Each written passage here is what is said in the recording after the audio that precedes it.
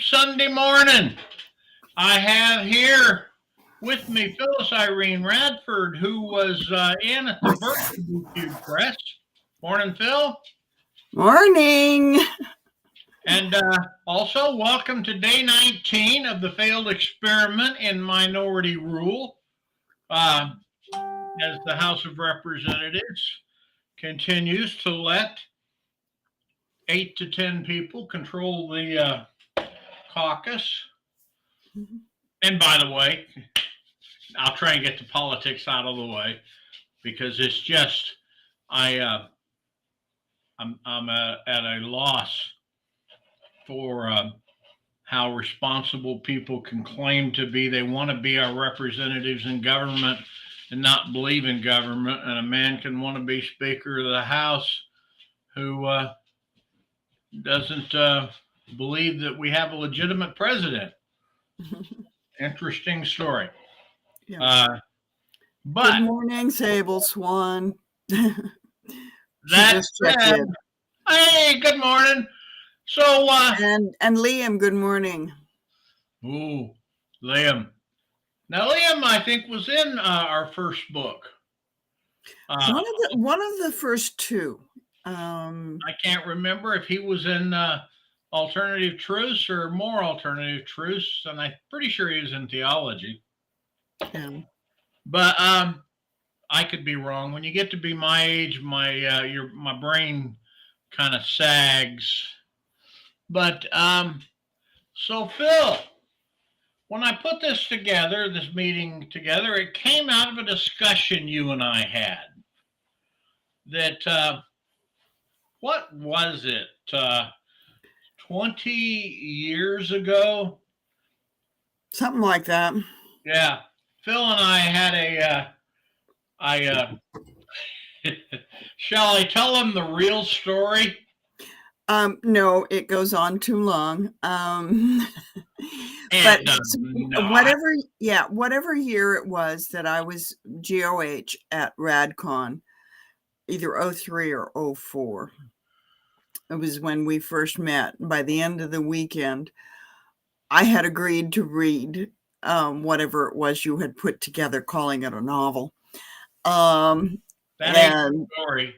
But it did not take long before I was just saying, go read my book.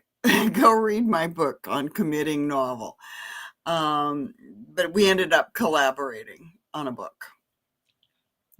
Yeah. And okay, now here's the real story. Yeah. She agreed to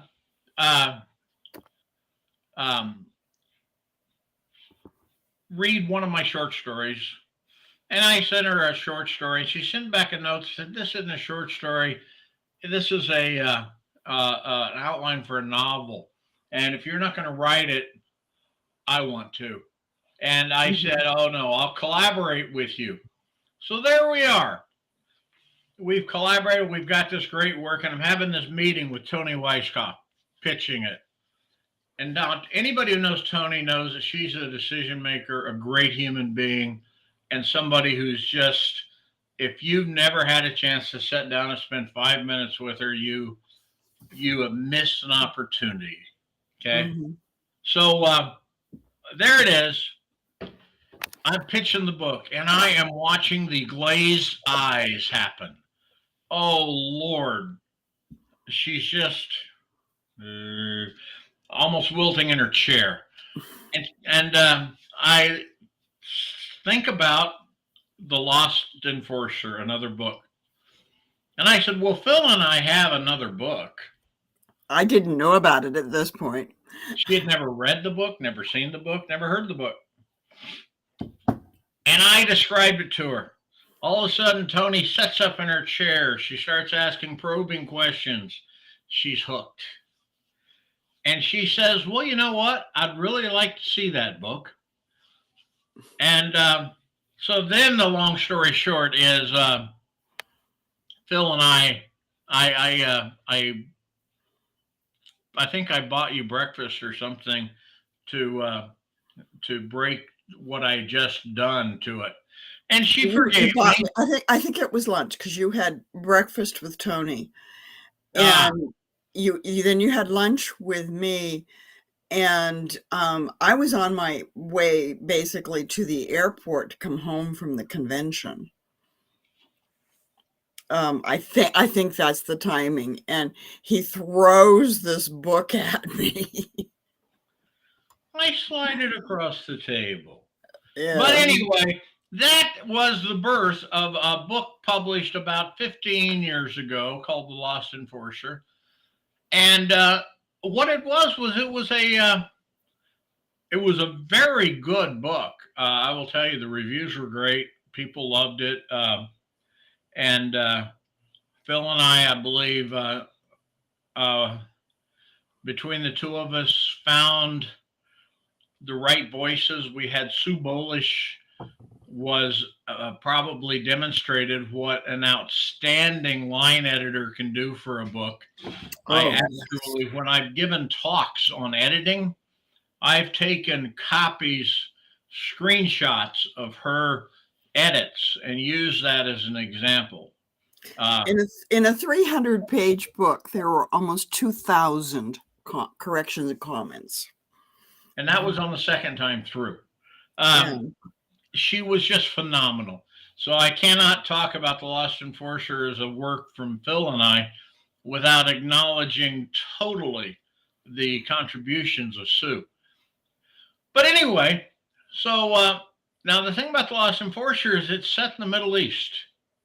And setting a science fiction novel in the Middle East, where basically in that day when I was started writing it, the concept had came to me that said, "What if Muammar Gaddafi was really a space alien?" You know. Now that's not how it played out, but that was the genesis of the story. Um, but then we turned out and we told that story through the eyes of a young Palestinian boy, a Israeli Defense Force officer, a space cop um, trapped on Earth, and a A uh, journalist. Cody Estaba, a journalist. No, Uh, no, she wasn't the journalist. She was a backpacker.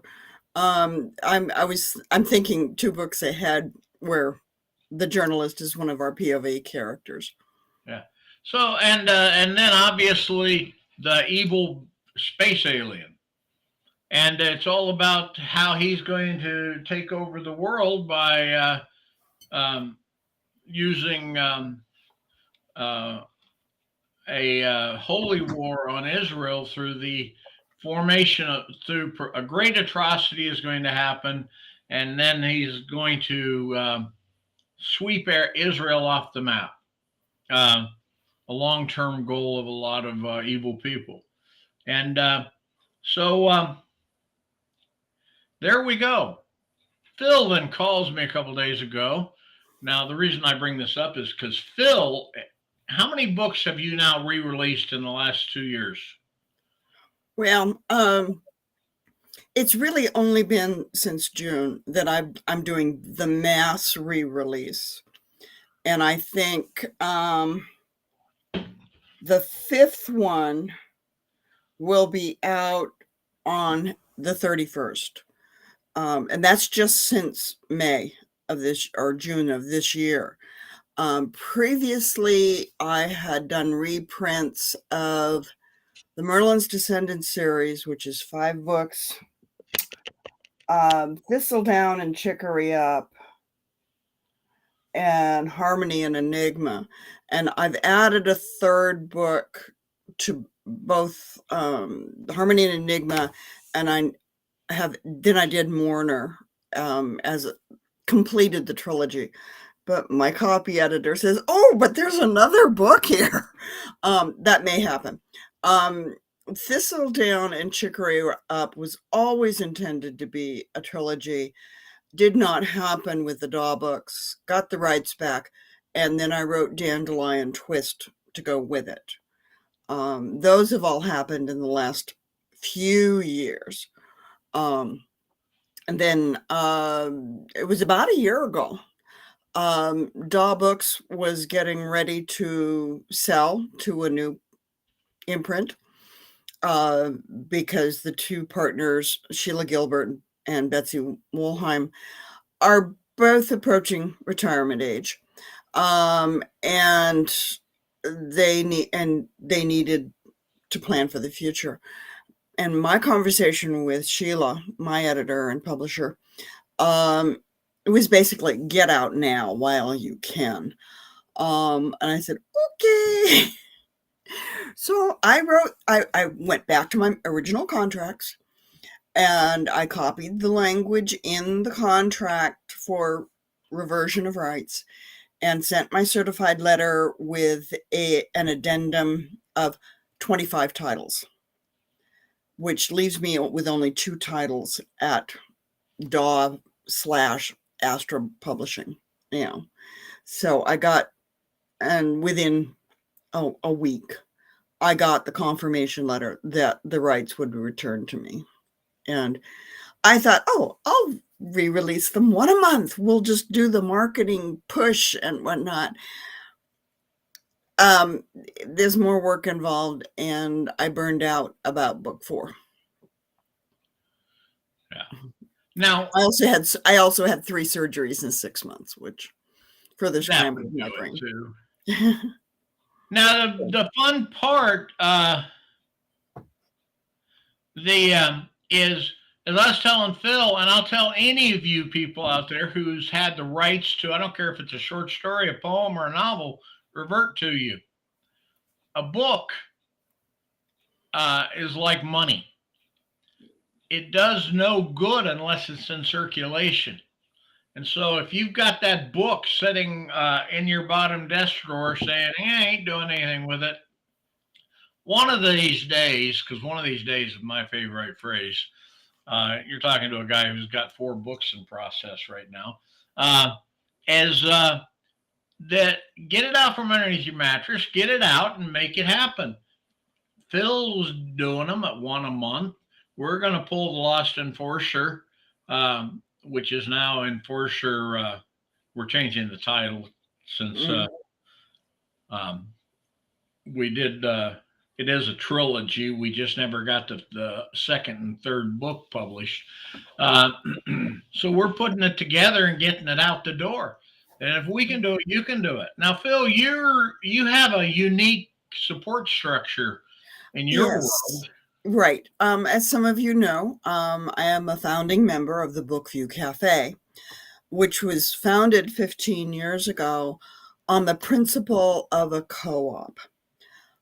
Someone asked on a Yahoo group, how do I increase my web presence? Well, apparently a bunch of us had had the same conversation with our editors. How do we increase our web presence? Put the money into a website rather than going to a Worldcon and that kind of thing.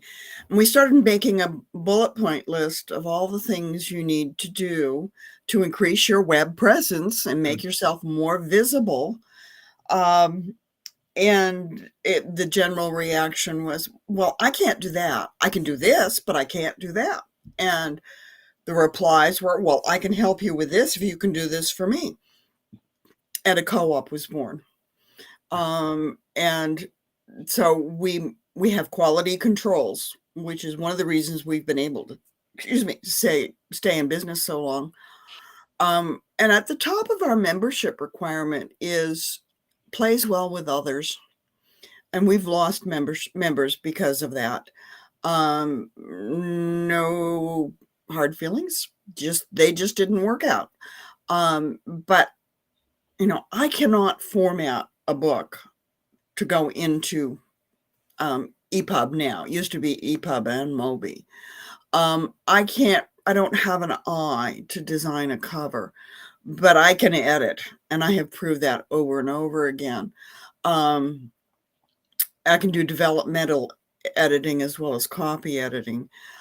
So we trade jobs, and that's the only way I've been able to progress as far as I have. Because this has been a very rough year, and without them, I'd have done nothing. Now, Phil, now I understand in November, Right. on the first Sunday in November, we are having, who we having on as our guest? Sherwood Smith. And she also was a founding member, correct? Right. Right. And her backlist is more impressive than mine. And that means something. So we're going to have an opportunity for anybody that's interested in the co-op function on how successful the Book View Cafe is to have the upfront and in your face discussion about it. Mm-hmm. And who are you going to have with you? Is it going to be you and? I think Karen Anderson is coming on. Karen part of the Book View Cafe?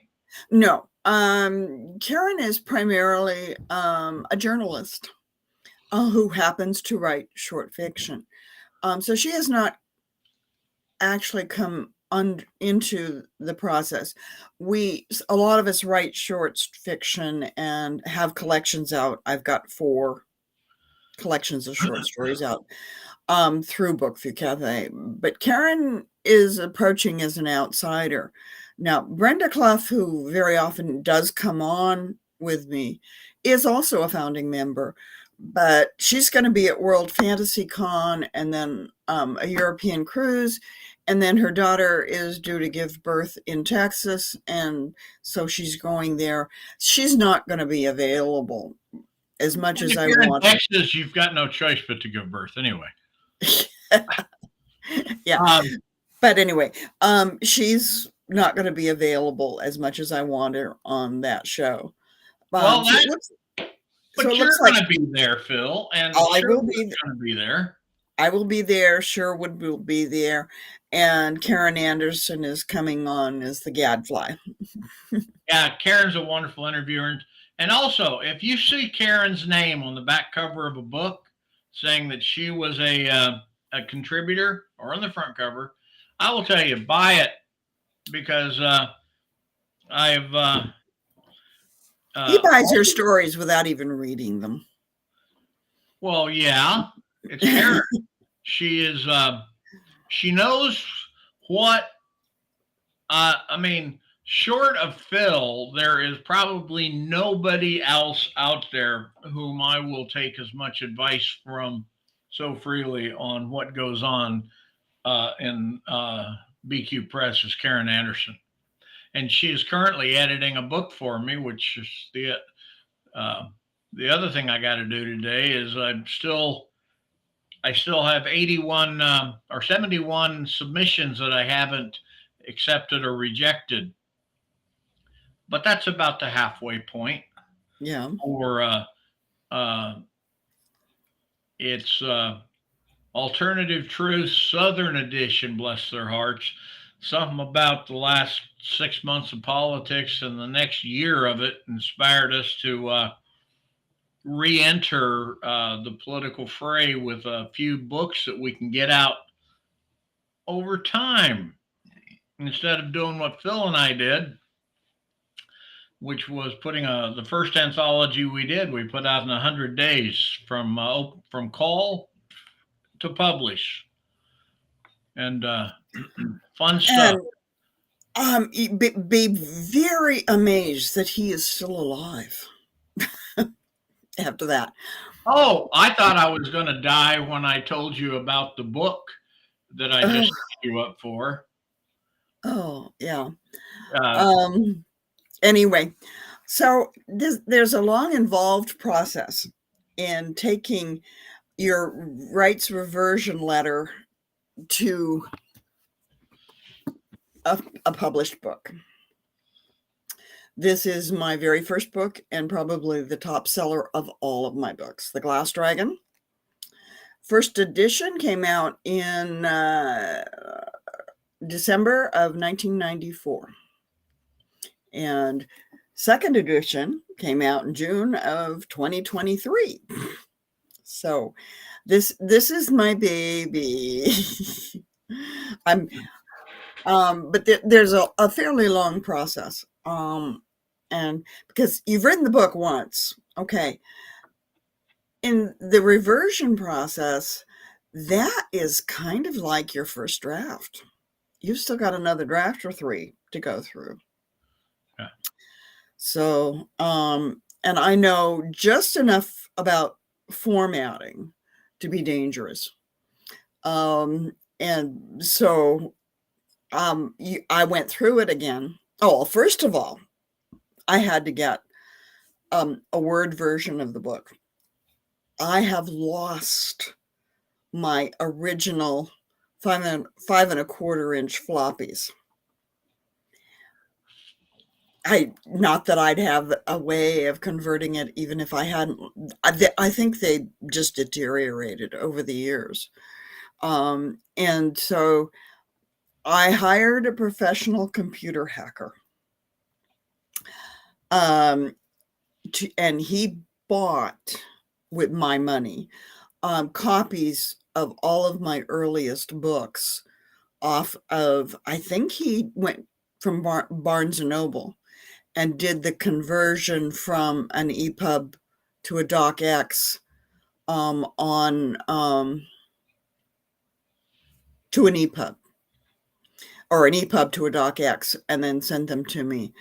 That's your first step, is getting a hold of original copies.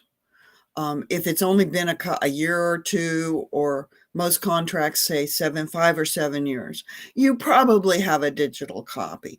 28 years, your digital copy is 17 computers ago. So that was my first step. And even then, it wasn't a it wasn't a really clean copy. The person who did the EPUB formatting of this book threw up her hands, tore her hair, did all kinds of strange things, and then sent me a format clean copy to work on. So let's get this straight. Okay, you've got the book. Okay. Mm-hmm. Step 1, verify you have the rights to it. Right.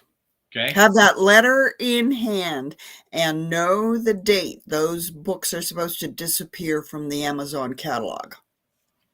Okay, so now you've got your book back, and now you're ready to do this. Mm-hmm. And so you're saying then the very next step is getting yourself a clean electronic copy. Now, some of us may have it on our hard drive. Yeah. Others may not. It's stuck on a floppy somewhere. So you figured that out. And you're telling me you literally, because I've done this too for books where I've republished them for people. I've gone out and bought an electronic version of the book and then converted it back into Word. Right. And so you have options. Don't think you don't. And so now you've got the Word file sitting on your desk. And now here's an interesting question for you, Phil. Mm-hmm.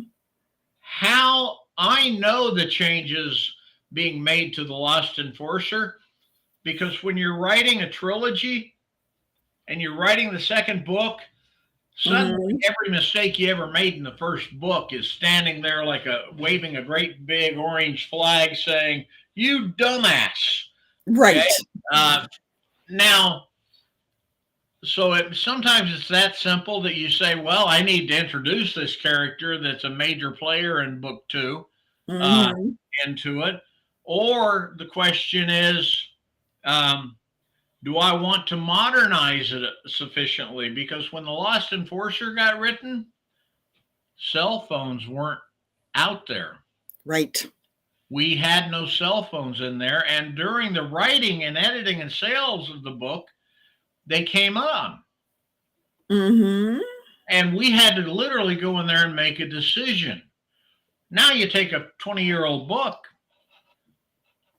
How much do you want to update the technology? Do you want to keep it in the same techno period that it was in? Or do you want to? So those are decisions you got to make, things you got to think about. Right. Because, and, for me, it was in book like the fifth book, second book in the second trilogy, I figured out that there are no red-tipped dragons because the first one was such a monster, was evil incarnate, and was banished from the dragon Nimbus. So I had red-tipped dragons in the first three books. I had to go back and change them to blue and green tipped dragons or yellow-tipped. And that was an interesting swap, remember, and I was not a very well organized writer when I first started, and if I kept a character list and the colors of the dragons and whatnot, they were lost on the 5 1/4 inch floppies. So, yes. Yeah. So I had to go through and make my changes. And then Brenda Clough was my proofreader. She went through every one of those books with a fine-tooth comb and pointed out all of the inconsistencies, the missed red-tip dragons, that kind of thing. So yeah, how much update do you do? That is a real good question. And another one is you've got the benefit of reviews. Yes. Now, for the record, anybody wanting to go buy a copy of The Lost Enforcer, I'd urge you to wait until we get you the new one out. And if you say, oh, but wait, it's still out there on Audible, that's because I can't get it off of Audible for some reason. They're stubborn. Especially when 14 of the 15 reviews say, great book, worst narration ever. They won't. Yeah, one of my favorite review was, I'm sorry, Bob and Phil. They didn't know me. It was just our names were on the cover. But you guys wrote a great book, but I can't listen to this narrator. And it sounds like Garfield the cat smoked a pound of pot. And I mean, literally, that's how they described the the audio book. And I have to say, if that was the straw that broke the camel's back with our previous publisher. Was that release? Well, that, and they did not pay us royalties earned. Well, yeah, but I mean, I can almost live with that easier than I can taking my work and our work and turning it into a joke, a crap fest of epic proportion. Yeah. And so anyway, I went through it, and almost every paragraph had an extra space between the terminal punctuation and the paragraph mark. And Vonda McIntyre drilled into me that those extra spaces require up to 17 lines of code to justify.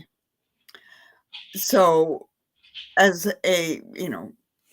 trying to keep on the nice side of my formatters, I went through and eliminated all of those extra periods. I corrected punctuation. I made the spellings consistent. And there are things that creep into a book when it goes from, in this case, a Windows 7 or earlier doc to an Apple readable document, because my editor works on an Apple, into print production.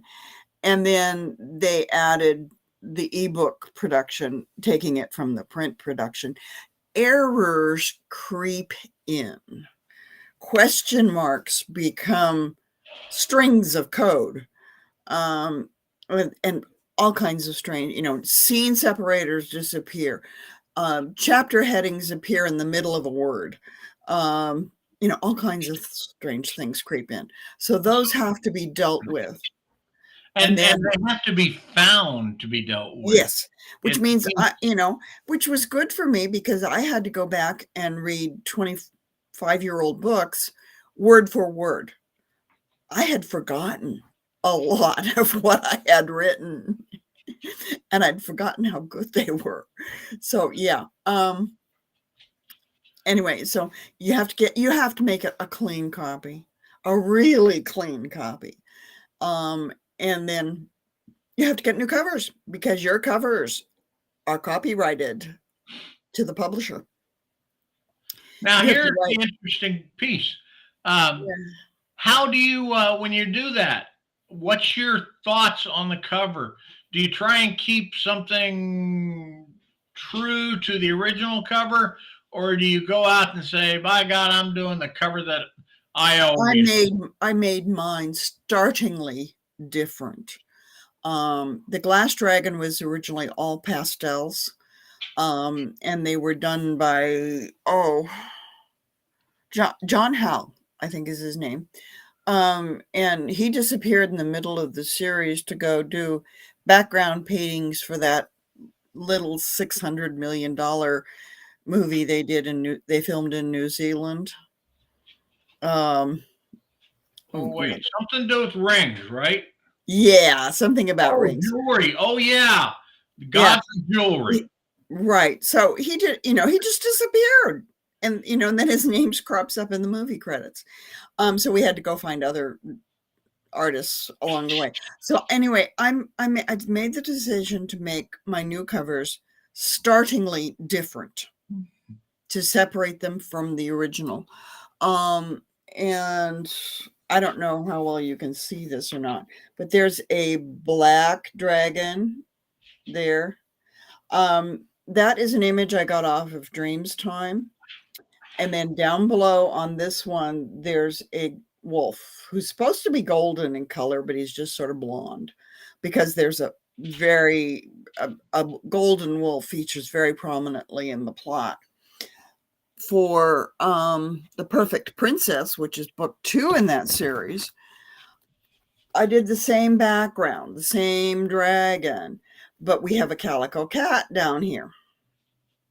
Because again, the calico cat is a very dominant feature in the plot. And for Loneliest Magician, we're calling this Mr. McSexy Pants.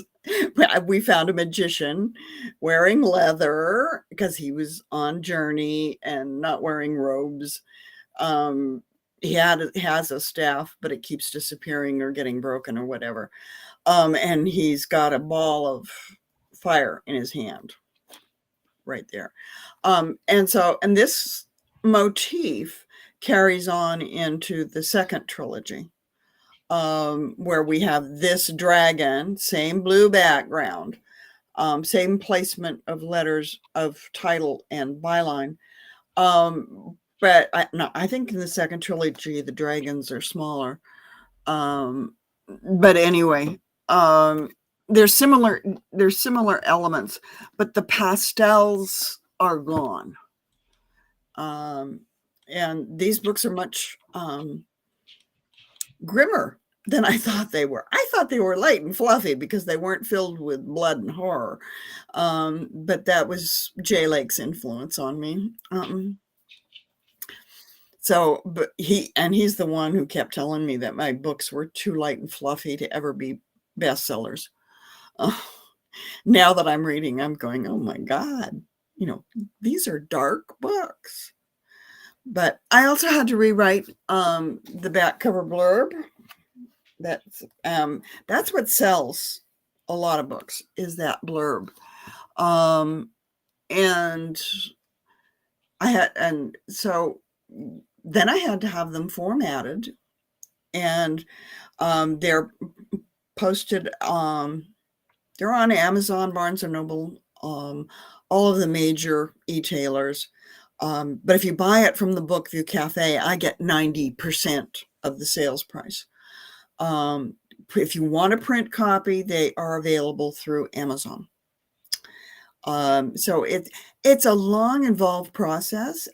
If you can do all of those things, if you can design covers and write blurbs, you can, and format, do the computer formatting. Wonderful. The only thing holding you back is yourself. But if you're relying on other people to do those jobs for you, then you're a slave to their schedules. Which, and you wonder why it takes a year for a publisher to get a book out. But besides, and they schedule their books anywhere from 12 to 18 months in advance because of the production process. And it's not just editing, it's everything else that happens behind the scenes. So, well, I just put up a copy of the code for your Kindle version. Thank you. Yeah. And well, hey, according to the statistics, one person used that and went out and bought your book. And so we Yeah. like, I think last time I was on, somebody bought it. I'm on my third generation of readers. I had a book sign. I was at a book signing at Powell's Books in Portland. Or actually, it was the Beaverton store, and it was after an Oricon, and there were two young mothers who came to the book signings, and they had toddlers with them, in strollers. And they were so excited to know that my book was still in print because they had read and loved it, and they were looking forward to reading it to their children when they grew up a bit. And so, yeah. Oh, go ahead. No, I want to go back to something you said. I mean, yes, the days of out of print are now in the hands of the author more so than they ever were. But you said something about the darkness of your book. Yeah. And I remember when I first read Harry Potter, I said to myself, why is this so successful? And basically came to me that says somebody wrote a book and that's for children that doesn't treat the reader like a child. Right. And I think that's the key point in your Glass Dragon. You don't treat the reader like a child in that book. Yeah. There are themes in that book. Adults. Yeah. I honestly thought that I was writing for adults. There are adult characters. They have adult relationships. They deal with the consequences of those relationships. There is action. There's some sword fighting, cavalry charges, and that kind of thing. There's magic battles. But after the book came out, I would say well over half of my fan mail came from middle school readers. Some of them obviously were part of an English class where you have to learn to write a business letter, write to a business, and some of them did not want to write for free frisbees.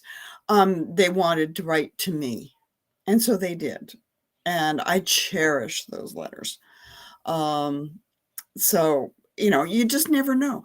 My favorite letter of all time came from a 14-year-old girl, and it started out with the word, "I hate to read. Someone gave me your book because you spelled the dragon's name the same way I spell my name. I finished the whole thing. I loved it, and I can't wait for the next book.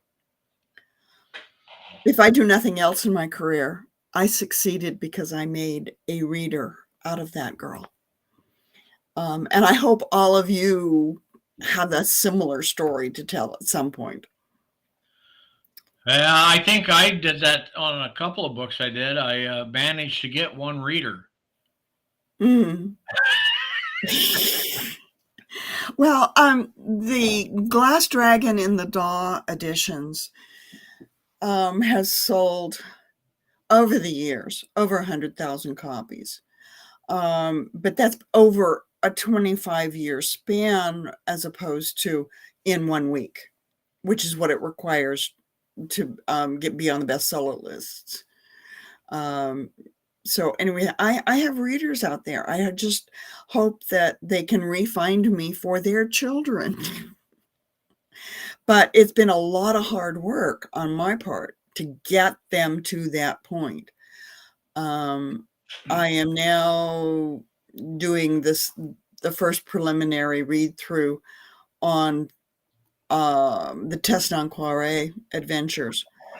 They will be coming out in January, February, March, and April. And then in May, there's a brand new book that's a tie-in, to the Test books.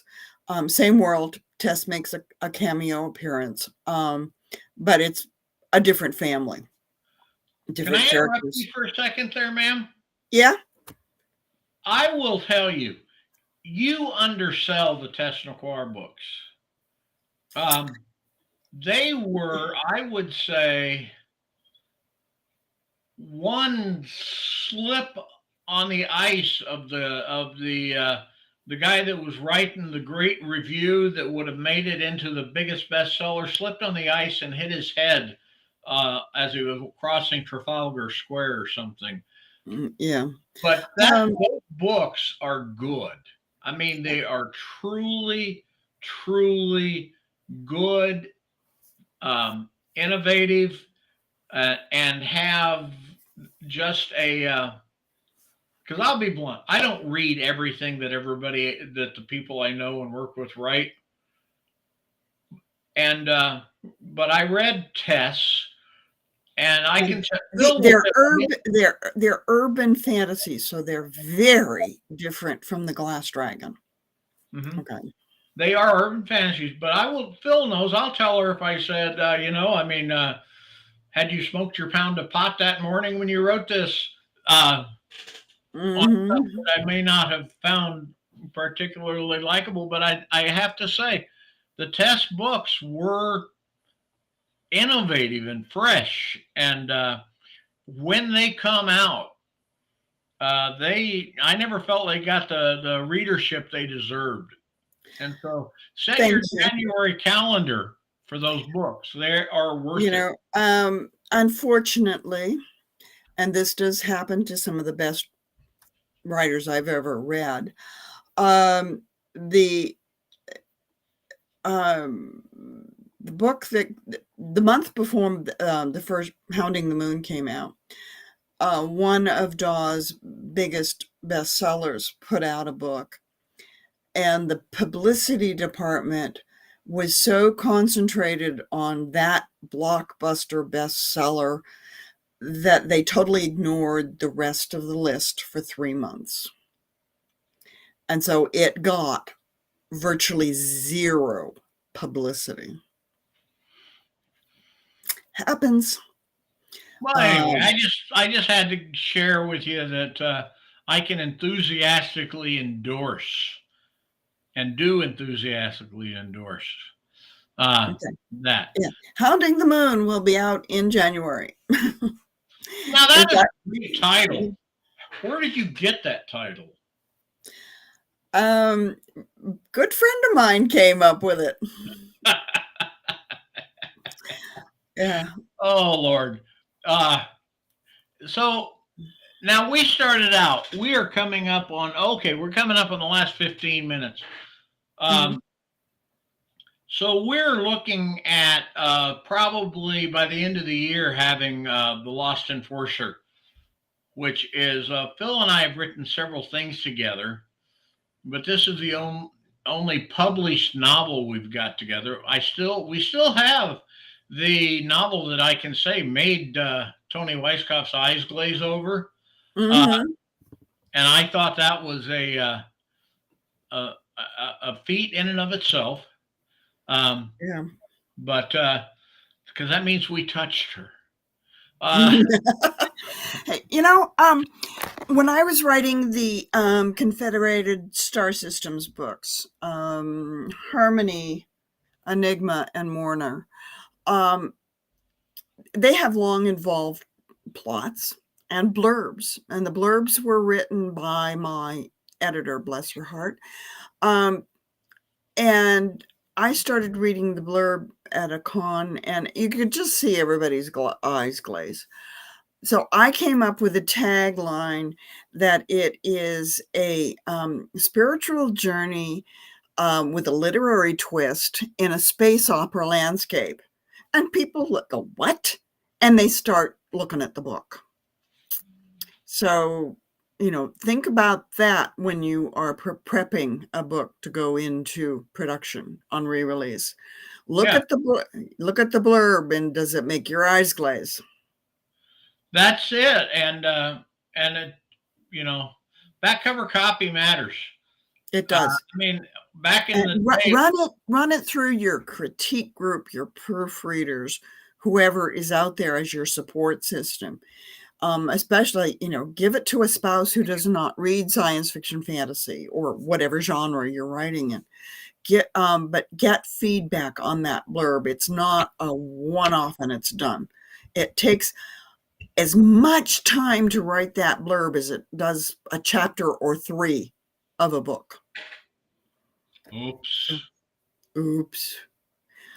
And in my book, Committing Novel, which is also available from Bookview Cafe and Amazon and whatnot, I talk about it,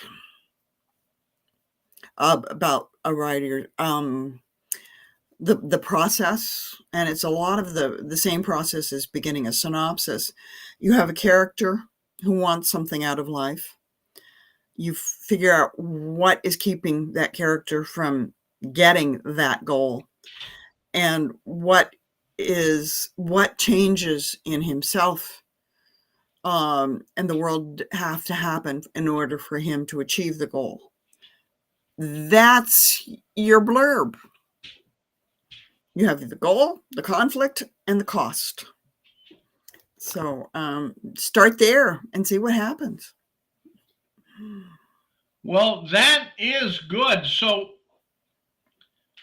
we've got, I haven't seen comments in there that said from people who said, hey, yeah, I put my, I re-released my book and it was a phenomenal success, a great experience, etc. Word has to get out there about the books, though. And the days of being able to buy a $20 ad or $100 ad on Facebook and Goodreads and having that convert yourself to a book or a marketing plan is just gone. Marketing is okay. We have a Facebook person asking the titles of the tests non-quale chronicles. They are Hounding the Moon, Moon in the Mirror, Fairy Moon, and Forest Moon Rising. okay, well, and I think the original author was P.R. Frost. But I'm re-releasing them as Irene Radford writing as P.R. Frost. And I've done that before. I'm trying to get everything back to the Irene Radford name. I only have 5 pen names. Well, let me see, just a second here. I'll get it up as a wow. Yeah. And so they're out of the test books are out of print right now. Yes. But they will start showing up one a month starting in January. And then in May will be Family Bedrock, which is a brand new book in the same world. Yes, I was about ready to go put up a thing for Hounding the Moon. But it's with a proofreader at the moment. I don't have a cover. I don't have a blurb. I don't have a formatter, but I've got to get on that. Well, now, if you can't find a good image of a dog howling at the moon, Yeah. then you need to work on your search mojo. Okay. You want me to list the titles in the, Bob, can you do that? How Okay. do I find the side chats? Hounding the Moon. Wow. She keeps me around for my typing skills. Okay. What's the second one? Moon in the Mirror. Moon over Miami. What's the third one? Moon in the Mirror. Okay. Fairy Moon. Scary. Fairy. Faery. Okay, is that like a moon over the water, crossing the water? No. It was actually inspired by some of the rock formations at the Valley of Fire in just outside of Las Vegas. And that's Faery in the title. And then comes Fairy Moon. Forest Moon Rising is the fourth book.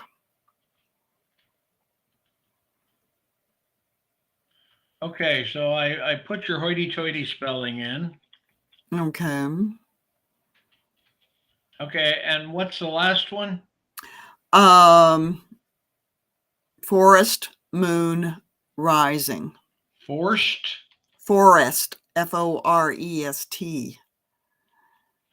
Okay, Forest Moon Rising. Yeah. And so they are urban fantasy. Oh, I can see a tree in it saying life is like a box of chocolates. Anyway, we're down to 8 minutes. I think Phil has explained to you in very good terms why I rely on guest interviewers a lot and such, because left to my own devices, I can, anyway. So anyway, yeah. I just want real quick, Family Bedrock, which comes after Forest Moon Rising, brand new book, is my 50th title. Okay. And that includes the 4 collections of short stories. That number, anyway. Excuse me. But that is rather impressive. Huh? That's rather impressive. Thank you. And actually, it was Theo's comment on the side that he has to live into his late 90s to catch up on all of my back catalog. I can believe that. Yeah, and I've been friends with Theo for a long time.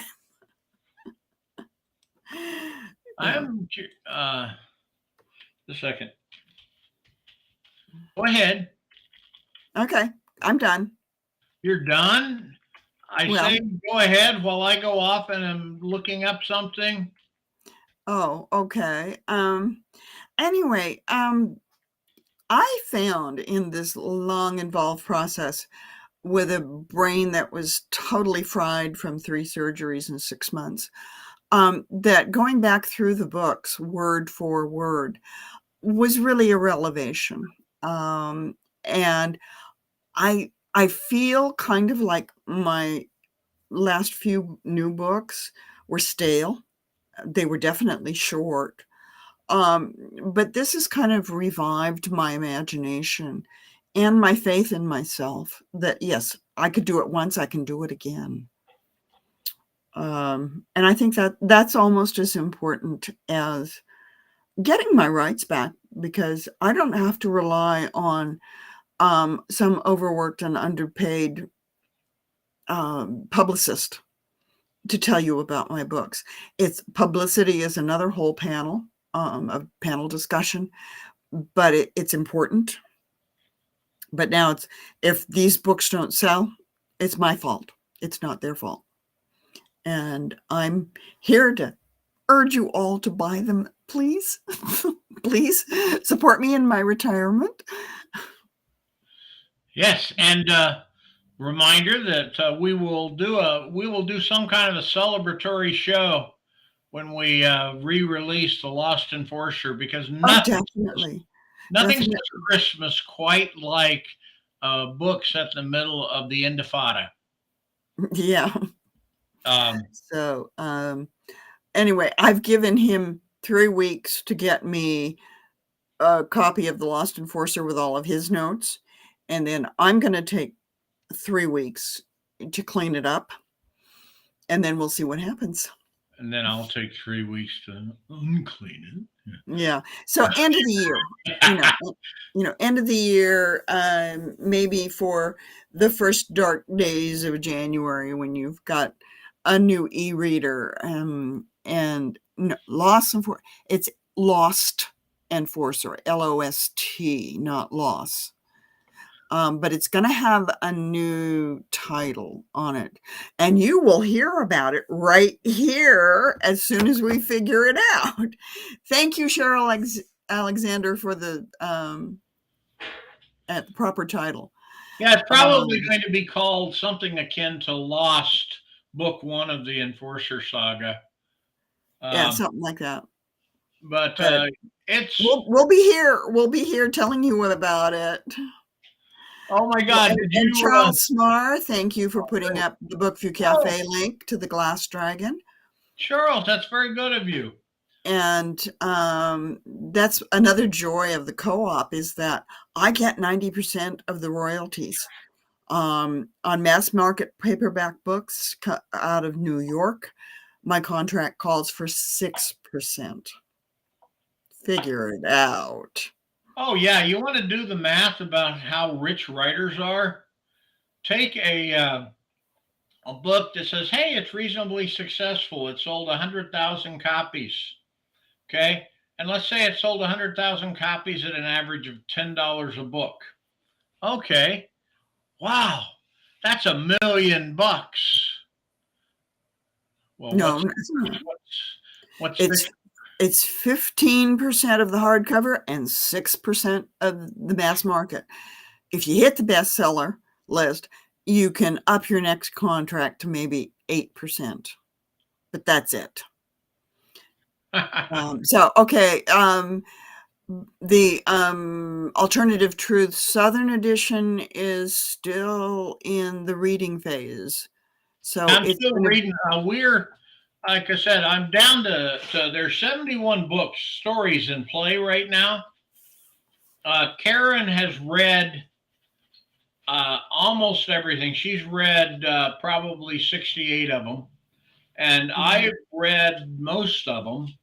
And but we both have to have read them and said, okay, how's this working for us?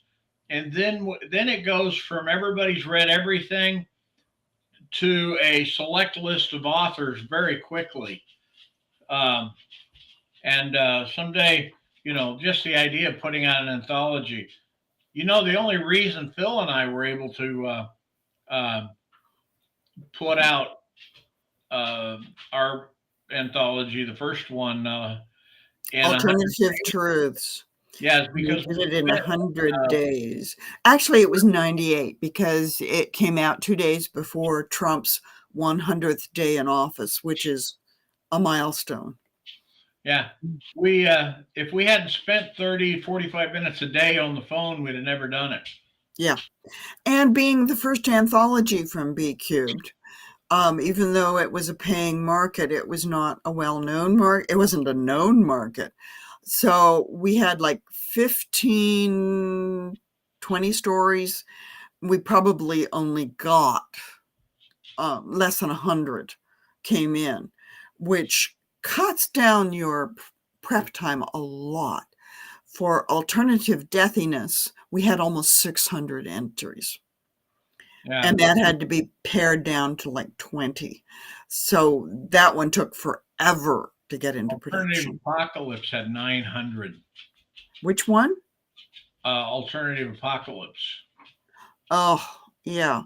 So I wasn't involved in that one, so I can't speak to it. Yeah. But So, anyway, it's fun, and we're at 10 o'clock. So, Phil, say a closing argument for people.